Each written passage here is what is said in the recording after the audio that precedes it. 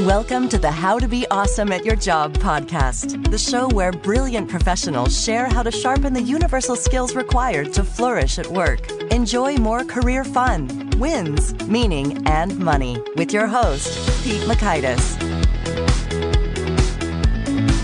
Hello, and thanks for joining us here for episode 486. We got Dave Stachowiak back, and he is bringing the goods. I've gotten to know Dave pretty well over the last couple of years, and he is a master at building great relationships. So we are going to dig into his brain and hear how it's done. So you'll learn, one, the productivity hack that helps you be more present. Two, the underappreciated value of small talk. And three, what to do when you don't like networking. So if you want to check out the show notes or the transcript or the links to items we've referenced, it's at awesomeatyourjob.com/ep486.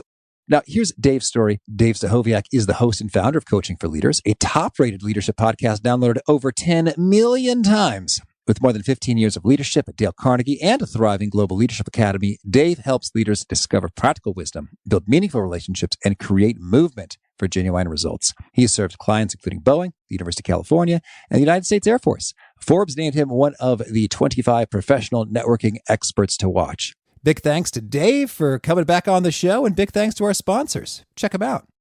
One sponsor to check out is EarthBreeze. I recently saw a Netflix documentary that talks about all the plastic that we throw away and we try to recycle, but it doesn't really get recycled. So I've been trying to reduce my plastic, and the most wonderful way that I've been doing so has been skipping those gigantic laundry detergent bottles for EarthBreeze detergent sheets. EarthBreeze detergent comes in super convenient cardboard, plastic-free packaging, so it's much more eco-friendly than your normal detergent. And I love how portable and quick and easy they are, and I save a pretty reasonable amount of time skipping having to carefully pour and measure liquid detergent into the machine by just tossing a quick and easy sheet in there. I personally like their scent-free version, so check out EarthBreeze for an easy way to get clean clothes without the plastic waste and get 40% off with your subscription at earthbreeze.com/awesome. That's earthbreeze.com/awesome. One sponsor checkout is Bamboo HR. I love owning my own business, but I do not love doing government compliancy things. HR is hard, but Bamboo HR is easy. Bamboo HR is a powerful yet flexible all-in-one HR solution for your growing business. Wrangling benefits, onboarding, performance, recruiting, reporting, vacation time, trainings, oh my, can take hours. But with Bamboo HR, it can take mere minutes. Setting up a demo account is ridiculously easy. I didn't have to coordinate calendars to schedule a demo with a sales rep. Nope. I just created a sample account with sample data within 3 minutes of visiting their website, so I could immediately behold its vast capabilities. The software is genuinely beautiful in its breadth and simplicity. No wonder 34,000 companies trust Bamboo HR with their HR needs. So reclaim your time and check out the free demo at bamboohr.com/free demo. See for yourself all that Bamboo HR can do and how truly affordable it can be too. That's bamboohr.com/free demo. One more time, bamboohr.com/free demo. Now, here's Dave. Dave, welcome back to the How to Be Awesome at Your Job podcast. Pete, thanks for the invitation. I'm pleased to be here. Well, it is always a pleasure to talk to you, whether it's being recorded or not. So it's been a lot of good, fun things have happened since you last appeared on the How to Be Awesome at Your Job podcast. And I'm anxious and excited to talk about building relationships because I think you're really a master at this. But first, I want to talk about your relationship with your wife, Bonnie, who is also a podcaster. What is that like? Well, Bonnie and I are just best friends.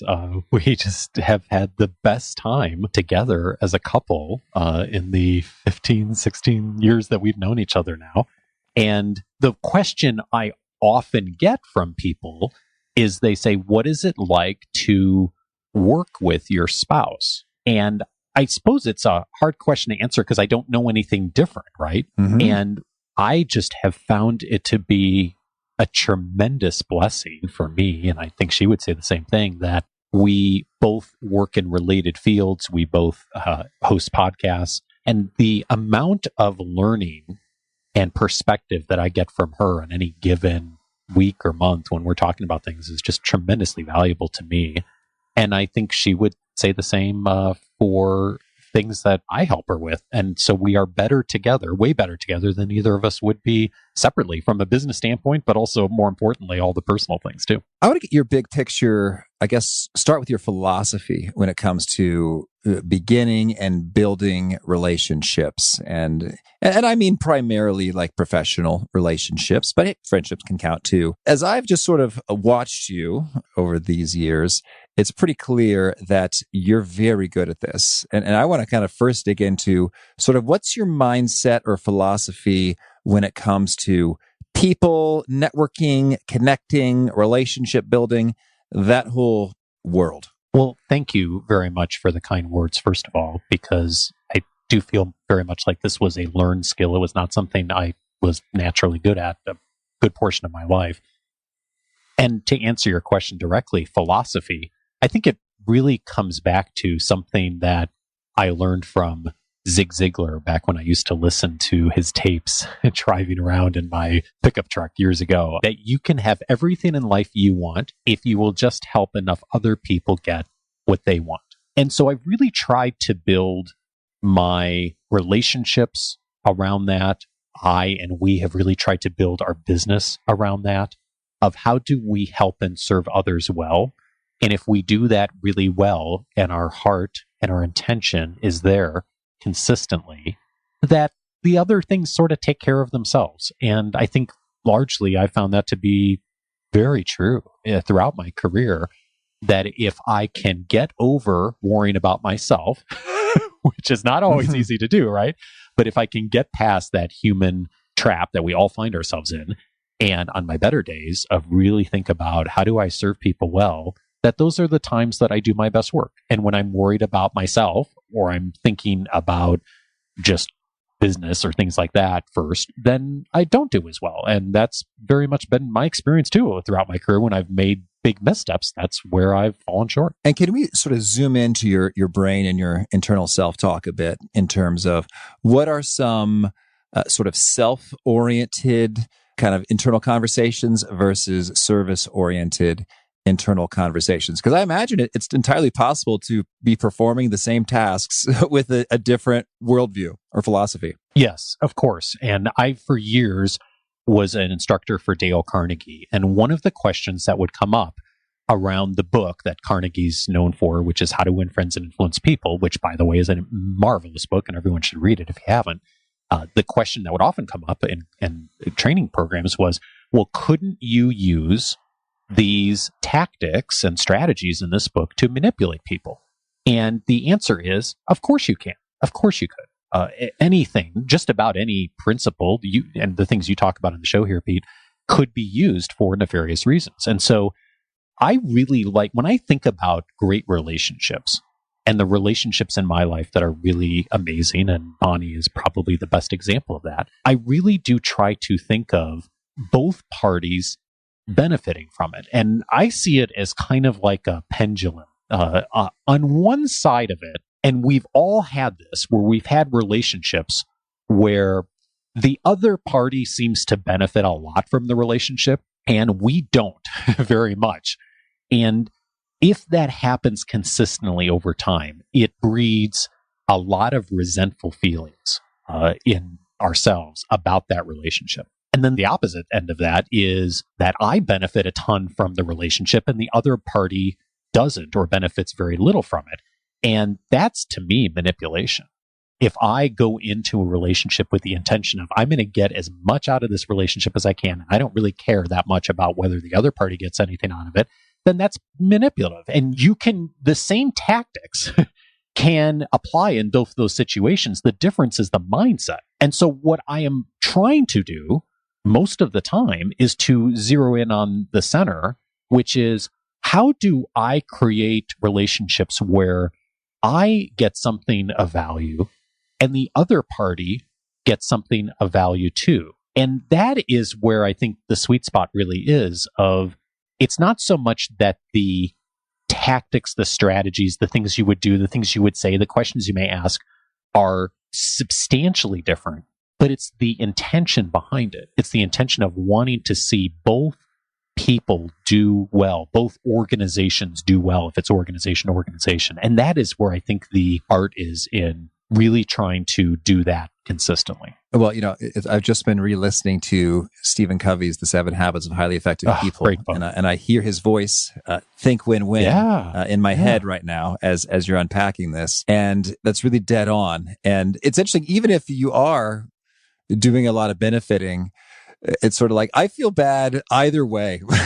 It's like, I'm not getting much value out of this. Yes. Or I am getting too much from this relationship. I'm thinking about a time I emailed Scott Anthony Barlow. Oh, yes, our mutual pal. Of the Happen to Your Career podcast, which is excellent.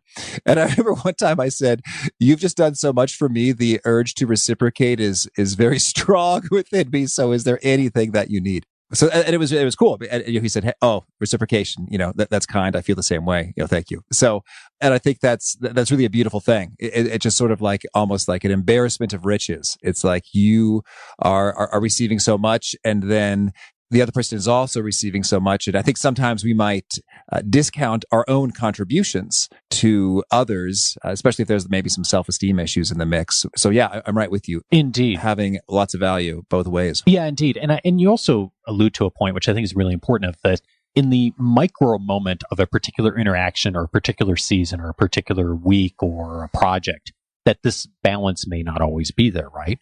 But it's over the course of the relationship long term. And, coming back to Bonnie, speaking about, something that's long term for a lot of us is our partnerships and marriage, in our case, of there are absolutely times and even seasons in our life and our marriage where one party has benefited more from something else and than the other party did, right? Or something was really inconvenient to someone in their career at that time because someone else made a choice to do something differently. And we've both been on both sides of that. So there are times that there are certain things that have felt more resentful. And there's also times that things have felt like, oh my gosh, like I'm getting more benefit than she is.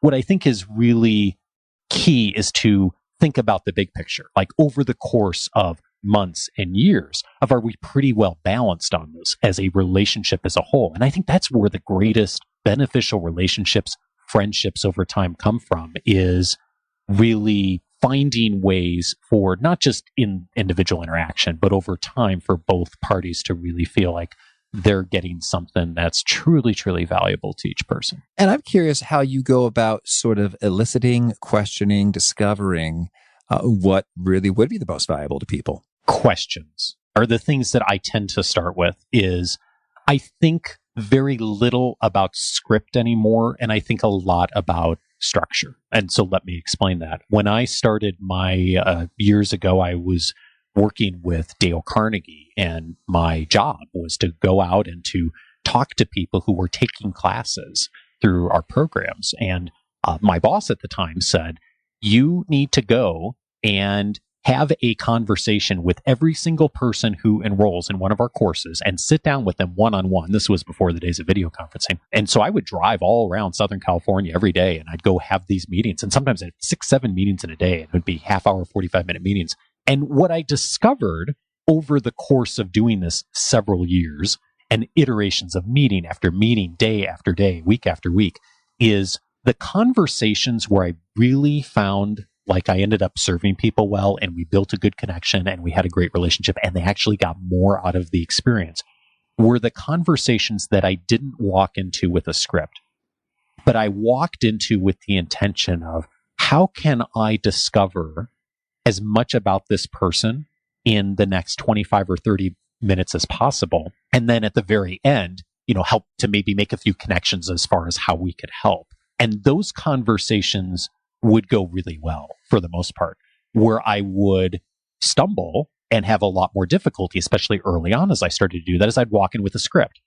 I'd walk in with exactly what the questions were going to be or where I was going to go next, and having overthought the interaction instead of just coming in with intention and curiosity. And so iterations of that year after year, I found that if I come in with a structure of thinking about how can I discover more about this person, and I set aside the script, that curiosity, that genuine desire to learn would end up bringing us some really wonderful places that would help that person to get a lot from the relationship. And then, of course, we would benefit too because they do work with us. I'm thinking we had a guest, Rob Jollis, who did a lot of sales training. And he sort of said, they pay me all this money to go around and talk about how to sell better. But it really just boils down to ask questions and listen.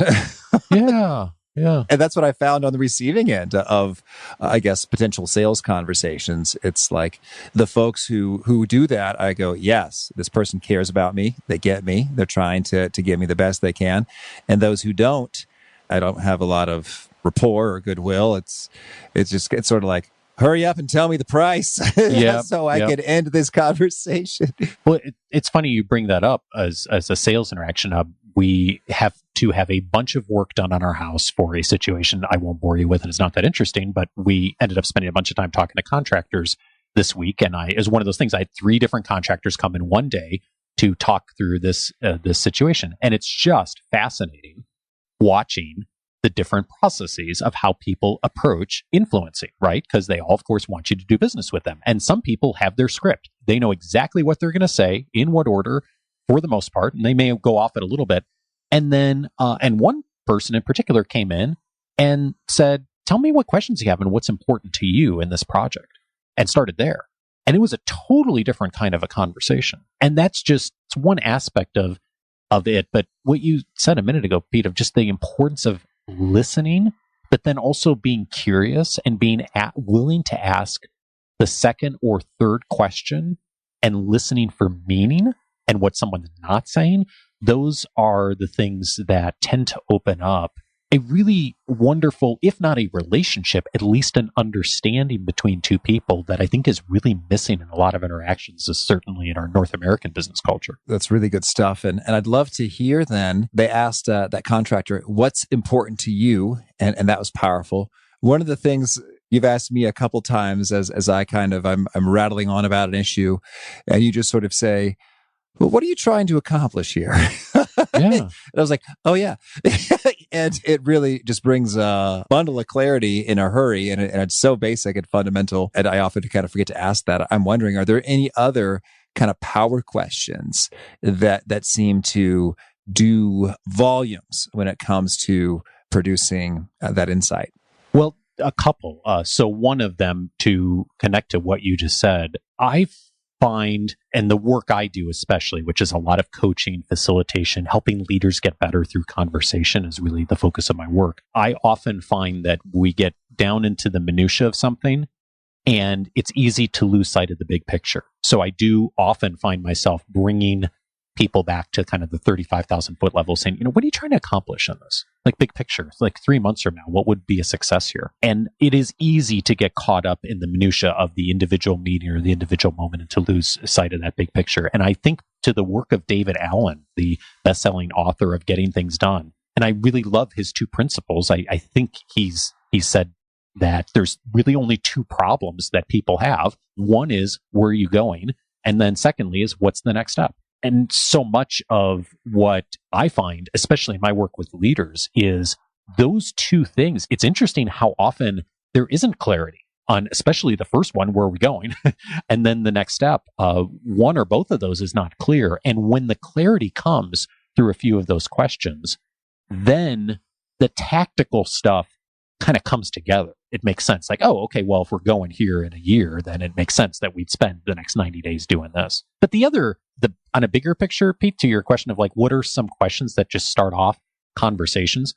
We all run into this situation in life on a fairly regular basis, almost daily for most of us. I run into someone, I meet them, I'm introduced in some capacity. Either they are a customer, or I'm running into another parent at back to school night, or I'm on the sports field and I'm running into someone I've never met before, whatever. And all of a sudden we're starting a conversation. And what do we do to begin that conversation? And a question that I really like, that I've used many, many times, is what's keeping you busy in life these days? Mm-hmm. And I'd like to ask really broad, open-ended, general questions like that, and then stop and listen for where someone goes with that. Because that is a question that almost anyone can answer, and they can kind of take in any direction they want to go. If they want to talk about work, great. If they want to talk about their kids, great. If they want to talk about a hobby, fabulous. But then I listen for where they go with that. And then if I'm doing a good job of listening and being curious, then I just follow them down the path. They're like, oh, you really like to spend time going to the beach. Well, tell me, where do you go? What kinds of things do you like to do at the beach? Or, oh, my job's really busy right now. Oh, what's causing it to be so busy? And then you start to have a conversation that is following their agenda and their path versus me imposing what my agenda or my path might be. I like that. Good stuff. So, you mentioned that this was a learned skill for you and that you didn't always have it. I understand there was a time in your career where you failed with this in a big way. Oh my gosh, so many times. It's hard for me to nail down just one. I grew up, and I'm not sure what caused this. I'm sure there's some psychology behind it, but I grew up with a view of the world as very black and white, and things were right or wrong, and there wasn't necessarily a lot of gray zone in between there. And I can remember very early on in my career, I was the general manager of an education center, and I've this very distinct memory of a couple of years into my role of a customer coming into our center, and they had signed an agreement for a first month of our program and had paid some money. I don't even, I don't remember the logistics of how the agreement came together, but they had basically signed to do this agreement. And if they didn't cancel, they got charged for the next month, that kind of a thing. And long story short, whatever, I don't remember the details anymore, but the customer didn't do what they were supposed to do. They were supposed to cancel something by a certain day or send a letter or something, and they didn't. And so they got charged for the next month. And they came to us as any customer would in that kind of situation and said, what happened? We got charged again. We didn't use this service, whatever. And Pete, it didn't compute to me that we would do anything different other than follow the rule of the contract that was there and not refund them for it. And they were upset. They were really, really mad. I remember talking on the phone with this gentleman, and he was angry. He was yelling at me on the phone. And I was very polite. I was very professional, but I said, well, you didn't submit the document by the day. And so we can't make an exception to a policy that we have as a business. And so he called my regional manager and complained to him. And Pete, I called the regional manager too. And I made my case. And I was right. In the letter of the law, the contract, I was absolutely right. And I convinced my regional manager I was right. I convinced his boss I was right. I convinced her boss that I was right. This whole thing. Wow. How long did this take? Oh, days, Pete. Days of my life. So the boss's boss's boss. It did. It went all the way up to the desk of the person right below the CEO of the company, who got one whiff of it and was like, what on earth? She must have seen it and just been banging her head against the wall. This whole thing, when I tell you the dollar amount, you're going to be horrified. It was over $120. And I had spent days convincing everyone in our chain of command that I was right. I had made the case. And the customer, of course, at this point is livid. And our senior executive finally put an end to the misery and said, refund the customer. And I was livid, Pete. I was absolutely livid. And I told my regional manager, I'm not going to follow through on her directive. There's not a lot of times in my life where I've never been in the military where I've gotten a direct order to do something, but there was a clear direct order, refund this customer. Yeah. And so I issued the refund. I'm like, okay, well, whatever. I lost and this issue is done. And of course it wasn't done. I can recall 7 months later, families in the community would come into our business and they would talk to us about the program. And people would say, oh, I really like what you're doing and we'd love to sign up our family for this membership. But I heard that you all treat people really poorly when disputes come up. And this particular family, they had gone around and talked in the community about just what a poor job we had done as a business. And by we, I mean me, of treating someone poorly. And it had never occurred to me, Pete, to do anything different than that. That we had this contract, we had these rules, we asked customers to follow them. And when customers didn't, and of course, I was right in the letter of the law, but I wasn't using common sense. And that whole situation, and I'm embarrassed to say, I can't even remember the name of the people involved, of the customers. I remember all the people on our side, but I don't remember the name of the customer. And that was 20 years ago. And shortly after that happened, it really caused me to do a lot of soul searching around not just customer service, but more broadly of how do I handle relationships in my life when something happens and something didn't work for another party. And I am proud to say there's a lot of things I haven't figured out in life and I still make mistakes on, but that is something I have shifted 180 degrees on, where a year later, I became known as the champion in the business of the person that we do not have fights with customers. We find a way to solve problems. But it was not something that came naturally to me. And I think that for a lot of us, like we get in those situations where there's a really rigid framework or there's expectations, and we don't think sometimes to step back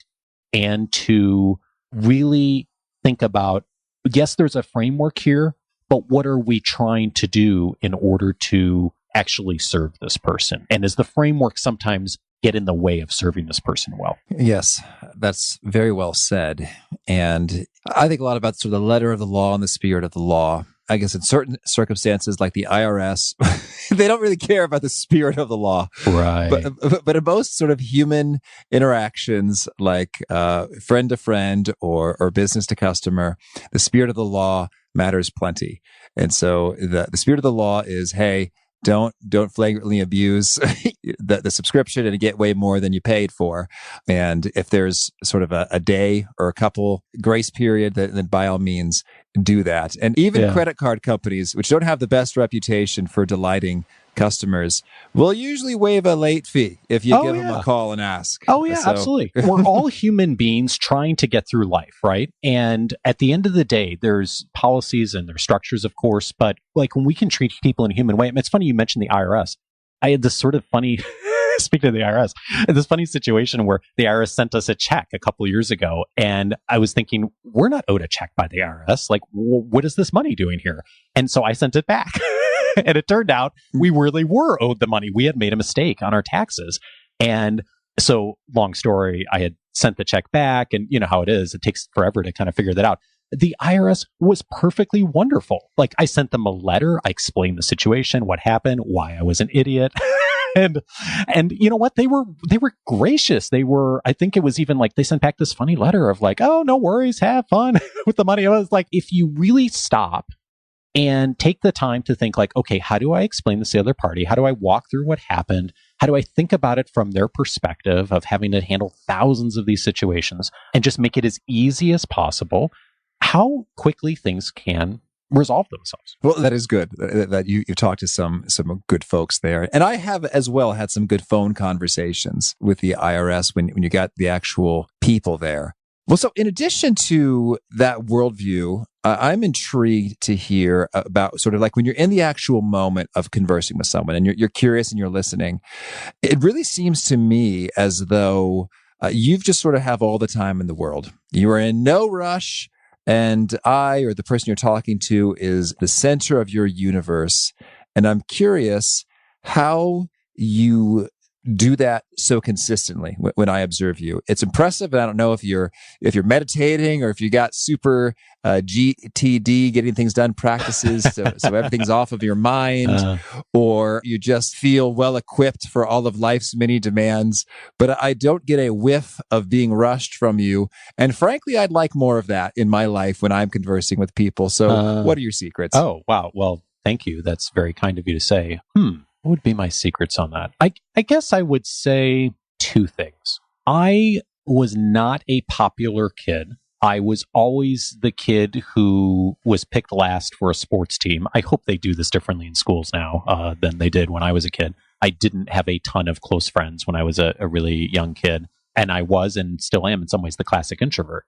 And so I know what it feels like to be unheard and unnoticed. And I think that I have a wish and a desire for the places where I have the privilege to connect with people, which is very, very few places in life. But the places where I do have that privilege, if I can create a space for at least a few moments of being heard and being seen, like to me, there's something that speaks to me at a visceral, fundamental values level of just being seen and being heard. So I think that's the value behind it that drives it for me. On a practical level, I don't use a task list.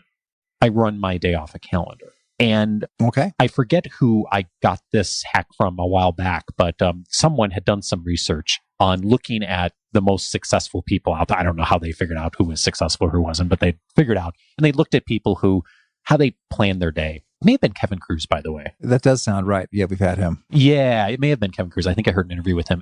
And what was interesting is they found, and he found, I think, that if you look at the people who are really successful, that they tend to run their days off calendars, not off task lists.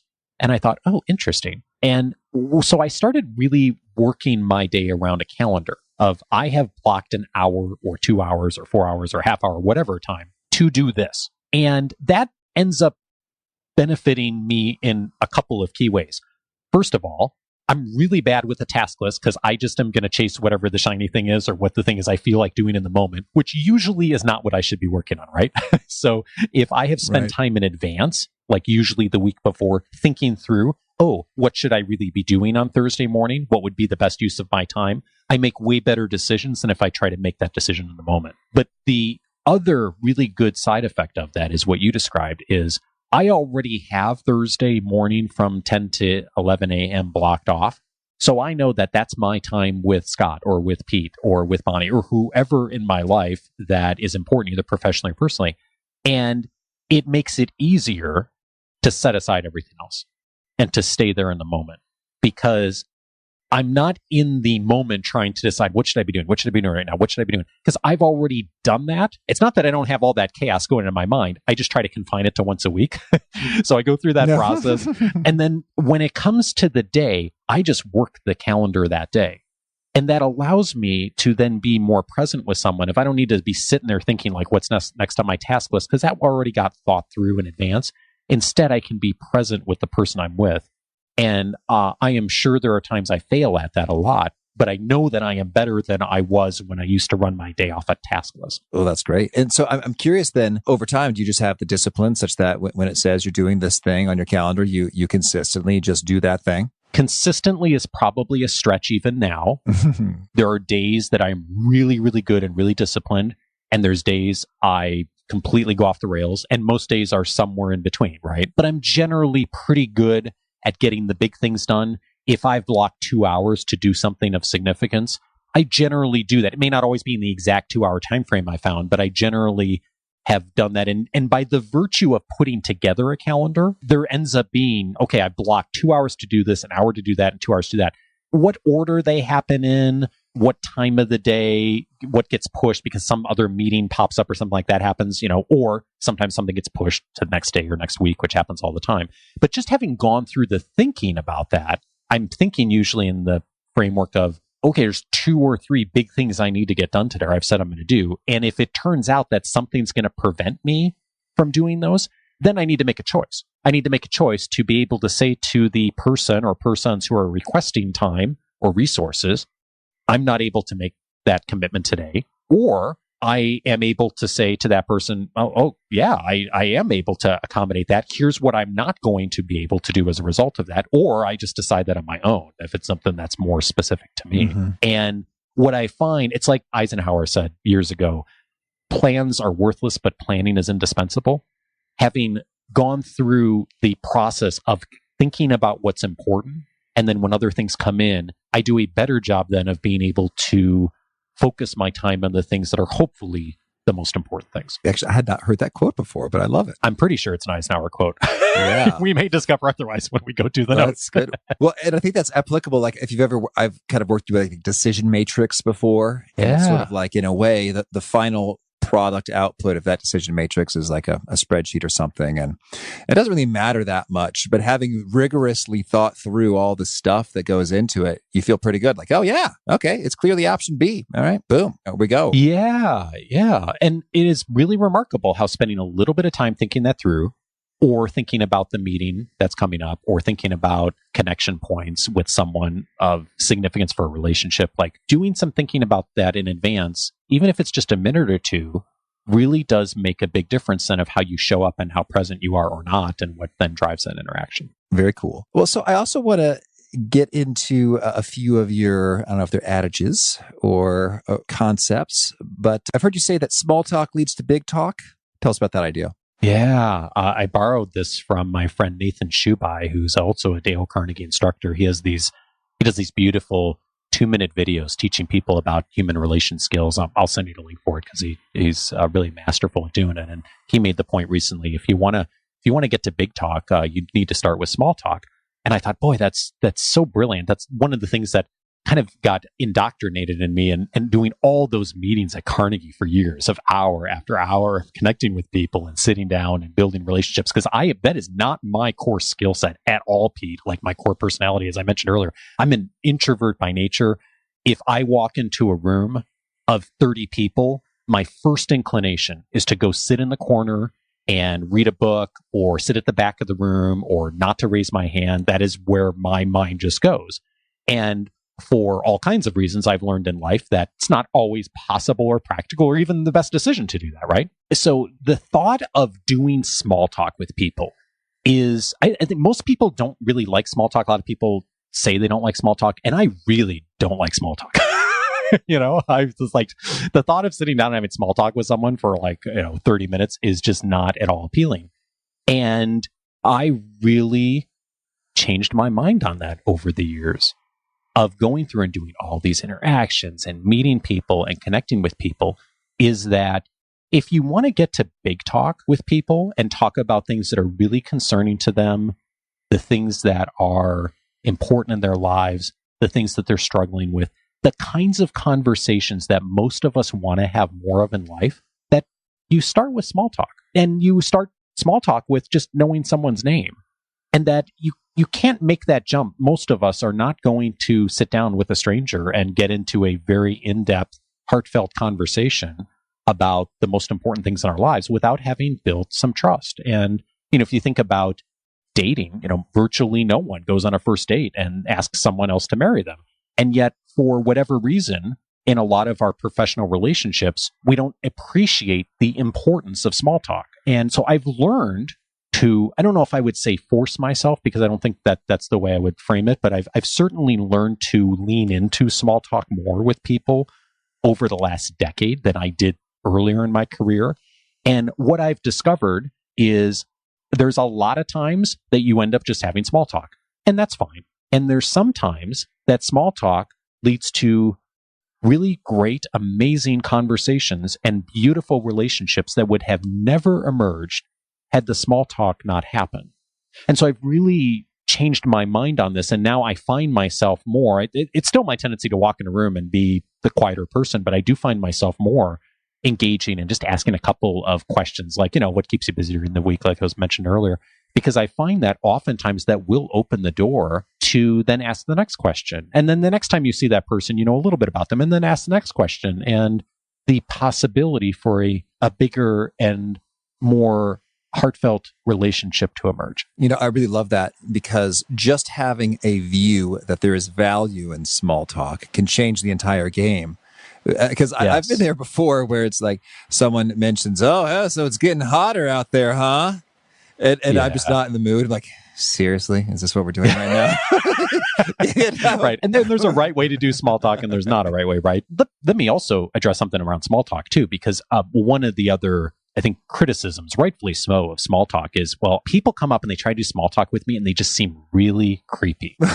And I get that. I've had people do that to me too. And I think that what keeps it from being creepy and being much more curious is how you do it and the intention behind it. And so that's where asking a general question and then following people where they go is really meaningful. So if someone starts talking about their career, I ask them, rather than going on about the weather or whatever else I was planning already to say, is that I follow them where they go. So if they start talking to me about their kids, I follow down that path and I ask questions, as they're telling me more about that. If they talk to me about their career, if they talk to me about their hobbies, I follow that path. And I don't go down a path or a door that they don't open up, especially for someone that I don't know very well or have just met the first time.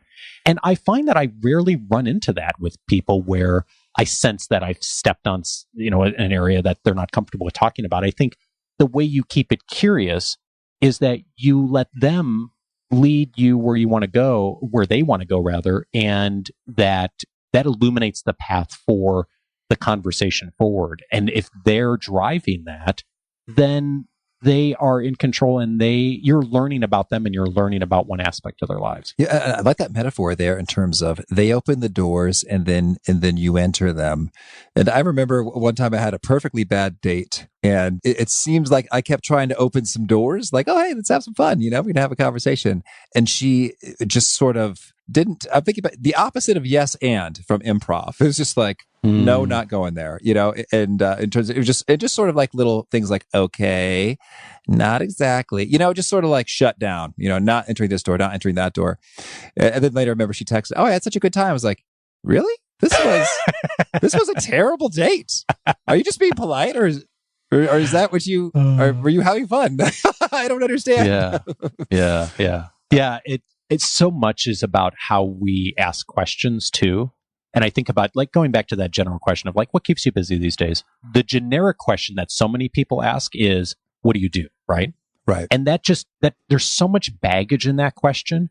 First of all, it assumes that the person works, which may or may not be true. They could have lost their job today. They could be on unemployment. You just never know what's really going on in a person's life, right? And maybe they don't work and they choose not to. Maybe they're retired. Like, who knows, right? The other thing that it assumes is, I like my job enough that I want to talk to a stranger about it. Mm-hmm. And that's absolutely not the case for a lot of people, I've discovered over the years of, like, gosh, work is work. And it's not something they really want to talk about outside of the workplace. And then the other question that seems to come up a lot is some version of, do you have kids? At least in the circles I'm in, we have young kids, and like, oh, do you have kids, family, all that.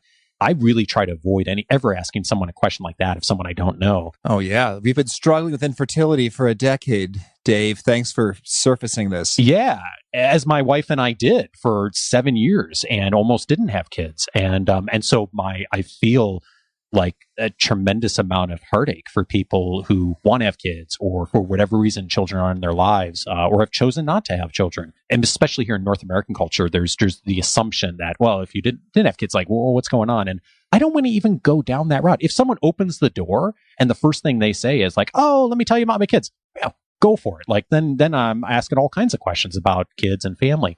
But I wait for them to open that door. And that's why that general, like, just being really broad at the beginning of asking some of those general questions and just seeing where the conversation goes, I find it's just a really nice and easy way to start the relationship, but also to do it in such a way that honors wherever the person is showing up from. Oh, that is so excellent. Dave, I love the way you are just clearly articulating some of the mystery forces for why do I like that person and why do I not like that person? And why was that a good conversation? Why was that not a good conversation? You're just sort of shining a bright light on the distinctions that then make the difference. So this is super valuable. You also have a distinction I've learned about prioritizing relationships over agenda or content, like when it comes to events or conferences. Tell us about that. Yeah, I really do try to think about, if I'm going to show up somewhere or we're going to do something, like, what are we trying to achieve in this? And I think about you and I, when we first met, we met at a conference for podcasters. Believe it or not, there are conferences for podcasters. And when I showed up at that conference, I wasn't thinking that much about what would be the sessions I'd go to. In fact, I think I only made one session at that whole conference.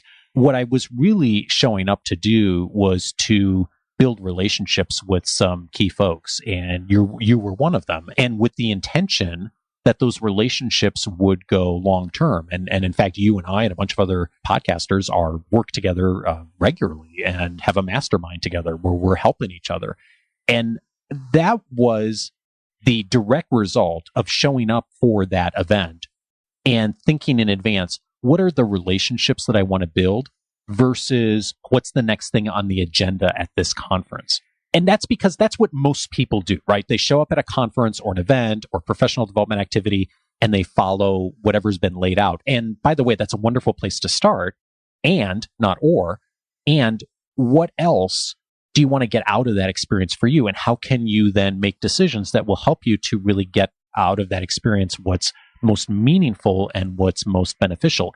And most people don't spend the time to do that. So if you are someone who's willing to do that and take the lead on that a bit, that's something that I think is really special. As much as I'm an introvert, and I still don't know what drove me to do this, Pete, years ago when I attended a conference, and I I didn't know hardly anyone at the conference. I had traveled internationally to this event.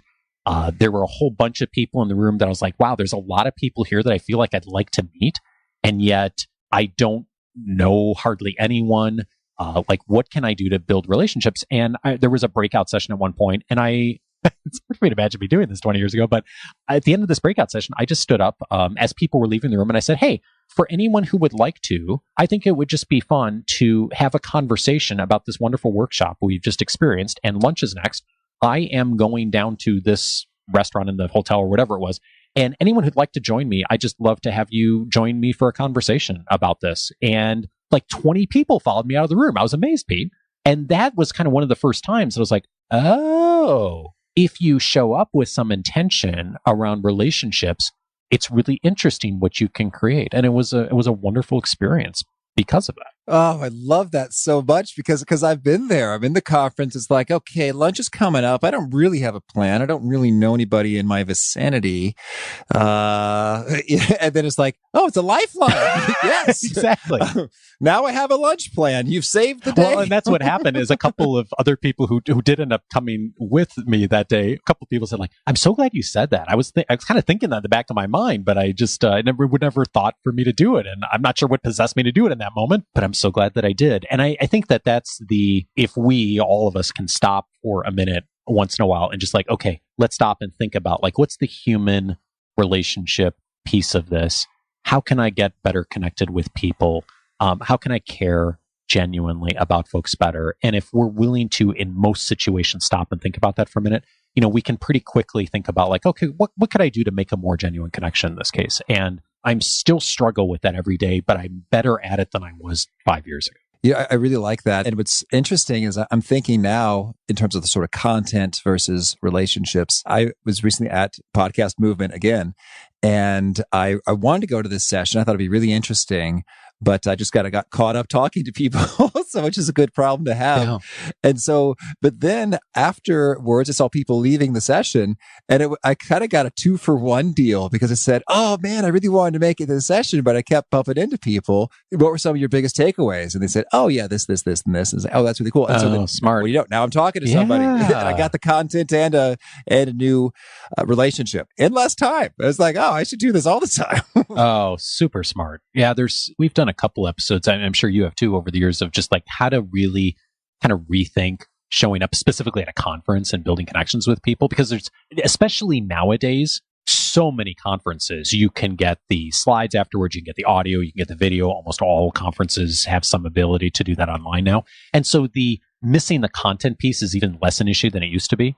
But the relationship building you can often only do in that moment, at least in a natural, organic way. So I think being able to think about that and prioritize that is really key. And I found that if in most situations in life and in business, if I will spend some time up front building the relationship, the content, the project, the issue, the disagreement, whatever else that ends up coming up in the course of work, which does for all of us, ends up not being as big an issue because we already have a relationship, we already have trust, or at least some trust, and that stuff gets resolved faster. And if you don't have that, then all of that consumes your time and becomes a huge issue and a lot of effort, like me years ago, spending days of my life trying to save $120 on my P&L, right? And being right, more importantly, but at what cost? And it feels better, but it's also good business too. And I think if anyone's thinking, oh my gosh, relationship building sounds great and fun, but I'm so busy, I got so much stuff to deal with, there's no time for it. It sounds like you're positing that, in fact, the time you invest in building these relationships will be more than paid back by time saved dealing with the stuff. It's certainly been my experience. And the common frustration point I hear from people is they'll say some version of, well, I don't like networking. I don't want to go to networking events. And Pete, the thought of going to a quote unquote networking event is like the last thing that I want to spend my time doing too. So I totally get that criticism of it. And for me, I just think like, how many people in my life today that I'm already going to see can I serve in some way? Because for most of us, that is a non-zero number. There is 1 or 2 or 5 or 20 people that we're already going to see in meetings, that we're already going to run into at our kids' school, that we're already going to interact with in the grocery store, whatever the venue is? And what can I do to get a little bit better at noticing people and taking the time to ask a question and to learn something about them? Maybe even just taking the time to learn someone's name. You don't need to go to a networking event to find the opportunities for that. In fact, I think it's better if we don't. Most of us have plenty of work to do with the relationships we already have in our lives to get better at doing that, and probably are the relationships that are most important to us anyway. So why not start there? I know I've so much work undone with so many relationships, people I already know that I'd like to do a better job of being a better friend, better husband, better dad, better consultant of all the things that I do. And so I'm always glad to meet new people, but really my focus tends to be with the people I'm already connected with, of how can I get better with the people I already know? Well, Dave, we got a lot of good stuff here. Tell me, anything else you want to make sure to mention before we hear a couple of your favorite things? Oh gosh, I just think, it's not about you. It's the same thing I tell folks when they're asking for advice on giving a really good presentation. I taught presentation skills for many years for Carnegie. And I would, at the very beginning of the 6-week course, I would get up in front of the room and I'd say, here's the key thing to know about this class. It's 4 words. It's not about, it's about the audience. If you're coming to give a presentation, you already know everything you're going to present. And yeah, there may be some benefit you get if it goes well, but it's really about how do you serve the audience well. And I think relationships are very similar. And to my point earlier, like in the long run, yeah, both parties should benefit, but don't worry about that at the start. How can I help the other person? How can I serve? How can I listen? How can I at least remember their name, if nothing else? And if I am willing to do that, and it not to be about me, at least for a couple of minutes, that I think the people who are willing to do that go way further than most people are willing to do. Dave, thank you so much. Good stuff. Could you share with us a favorite book? How to Win Friends and Influence People is always my favorite recommendation. But since I already mentioned that, the other one, which fits in beautifully with this conversation, is The Coaching Habit by Michael Bungay-Stanier. Michael has done fabulous work at figuring out what are 7 great questions that leaders can ask that do so much of what we talked about today and helping leaders to be curious a few minutes more. And it is the best book I've seen in the last decade on helping people to be more coach-like, which most of us want to be. And how about a favorite habit? My favorite habit is getting out and going for a long 3, 4, 5 mile run, because my body is better afterwards, but my thinking is also better. And if folks want to learn more or get in touch, where would you point them? Coachingforleaders.com. And you have a final challenge or call to action for folks seeking to be awesome at their jobs? Don't worry about confidence. Try to do a little bit of courage. Pete, you and I both went to the University of Illinois. And when I showed up for my first day of my freshman year, I lived in a residence hall, and the RA, the resident advisor of that hall, got everyone together. It was the middle of August. It was like 95 degrees. No one wanted to be there. This big hall meeting, I remember. He was trying to take volunteers for people to serve as floor officers, and no one wanted to run. And so eventually this meeting got to the point where he said, like, well, who would just like to be the president of our floor this year? And I thought back to what a poor job I had done throughout my life up to that point of leaning into discomfort a little bit, of being willing to raise my hand, of being willing to speak up. And I sort of raised my hand. You know how you raise your hand for something, Pete, once in a while? Like, you kind of want to get credit for having volunteered, but you don't really want to be picked. I sort of sheepishly started to raise my hand a little bit, and my hand was like halfway up, and he's like, Dave, you'll do it. And like everyone else in the room was like, whew, like to breathe this sigh of relief. And I'm like, oh my gosh, like I immediately regretted it. And it was the best thing I ever did in my life, because I can trace back that moment to campus leadership, to getting recruited for some organizations, to getting to move cross country, to the jobs that I had, to meeting Bonnie, my wife, to doing the work I'm doing today. Had I not raised my hand sheepishly that day, I would not be doing this. And so all that to say, it didn't come with confidence at all, and still doesn't a lot of days, but it came with a little bit of courage. And so my invitation to anyone listening is, don't wait for confidence, but be willing today to do something, maybe just one little thing that's a little bit courageous. And if you do, you will open up new doors. Dave, thank you. This has been such a treat. You have been a blessing in my life and now for all these listeners. So thank you and keep doing what you're doing. The feeling is mutual. Thank you, Pete, for all the work you do on this fabulous show. I really loved Dave's reframing of small talk. If you're like, seriously, we're doing this now, the weather, he brings it in terms of, hey, small talk is just an opener that can lead to the big talk. And if you bring an intention of curiosity, how can I discover as much as possible with those great questions? What's important to you? What are you trying to accomplish? Where are you going? What's keeping you busy? What are you excited about? Some of those pieces, we've also heard some allusions to them from Vanessa Van Edwards back at 480. Golden stuff. Nice to hear a good reinforcement there. Again, the show notes, the transcript, the links to items we've referenced are at awesomeatyourjob.com/F486. If you haven't already, I hope you'll push subscribe. If you do, you'll catch our next guest. It's Erica Mandy. She's the host of the Newsworthy podcast, which I've been listening to just about every day now. There's been a lot of podcasters lately. That's what happens when I get back from podcast movement. Hey, they got great microphones and audio quality, and they've given a lot of thought to their stuff. So I think they make fine guests, and I think you'll agree. So I hope to catch you there. Peace.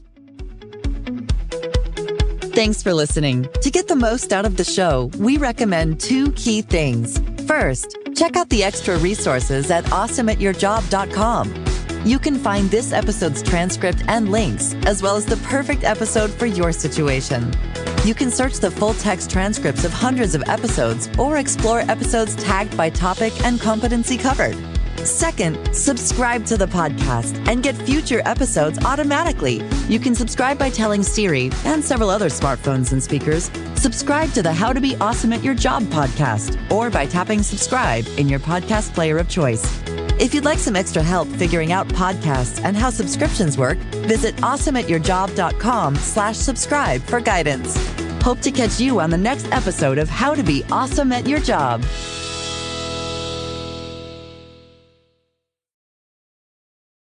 This is your before and after story. Southeastern College can help you prepare for a secure and fulfilling career in the growing healthcare field. We offer a wide range of careers to choose from.